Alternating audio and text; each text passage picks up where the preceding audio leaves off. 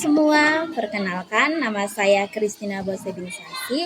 Saya mahasiswa semester 2A Sekolah Tinggi Pastoral Santo Petrus Keuskupan Atambua. Pada kesempatan kali ini, saya akan bercerita tentang riwayat hidup Santa Christina dan cerita runtut tentang mengikuti perayaan Misa Kudus. Seperti apa ya ceritanya? Ayo teman-teman.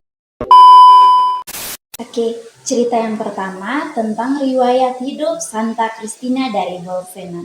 Christina lahir sekitar tahun 287 Masehi di kota Bolsena, Italia, dari keluarga kaya dan terpandang. Ayahnya adalah seorang pejabat tinggi penguasa kota yang menyembah dewa-dewa berhala dan sangat membenci orang Kristen. Dari kecil, Christina sering melihat orang Kristen disiksa dan dihukum, tetapi orang Kristen tetap berdoa dengan tenang dan gembira. Hal itu membuat Christina ingin mengetahui tentang Tuhan yang mereka sembah. Secara diam-diam, ia belajar ajaran Yesus dan mulai percaya dan mengikuti ajarannya. Akhirnya, Christina menyadari bahwa patung-patung yang berada di rumahnya adalah hanya sebuah benda mati. Dan dari itu, Christina dengan keberaniannya menghancurkan semua patung-patung itu dan membagi-bagikan emas dan perak hiasannya kepada masyarakat miskin. Saat ayahnya mengetahui hal itu, ia sangat marah dan berusaha memaksa anaknya untuk kembali menyembah berhala. Namun, Christina tetap teguh dengan imannya. Ia pun disiksa berkali-kali, diikat dengan batu giling, lalu dibuang ke danau, dimasukkan ke dalam api, dan ditusuk dengan anak panah. Ajaibnya, Tuhan selalu melindunginya sehingga ia tetap selamat dan tidak terluka. Setelah ayahnya meninggal, penguasa baru melanjutkan penyiksaan itu. Akhirnya pada tanggal 24 Juli 304 Masehi, di usianya yang masih sangat muda, sekitar 16 tahun, Christina menghembuskan nafas terakhirnya dan wafat sebagai martir yang setia karena tidak pernah menyangkal Tuhannya. Pesan dari cerita tentang riwayat hidup Santa Christina adalah kita harus tetap berani, setia memegang iman kepada Tuhan meskipun ada ancaman atau penderitaan berat. Iman kepada Tuhan harus lebih utama daripada apapun itu.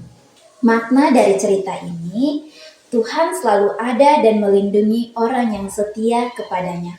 Walaupun masih muda, kita menjadi teladan yang baik dan berani, membela kebenaran demi kasih kepada Tuhan. Itu dia cerita tentang riwayat hidup Santa Christina. Sekarang cerita yang kedua adalah cerita runtut tentang mengikuti perayaan Misa Kudus. Hari Minggu adalah hari istimewa bagi keluarga Martin.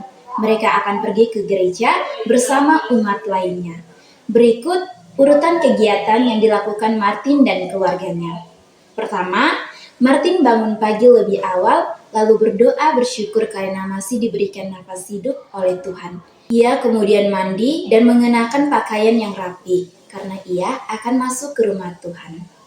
Kedua, sebelum berangkat, Martin membantu ibunya merapikan tempat tidur dan membereskan kamarnya, agar setelah pulang nanti, rumah sudah dalam keadaan bersih. Ketiga, mereka berangkat ke gereja tepat waktu, tidak terlambat, sehingga bisa mengikuti seluruh ibadat dengan tenang dan khusyuk.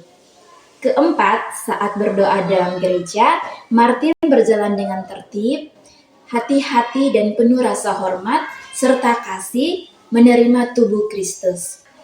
Terakhir, setelah selesai, Martin dan keluarganya saling mendoakan dan pulang ke rumah dengan hati yang senang, bertekad menjadi anak yang baik sesuai ajaran Yesus.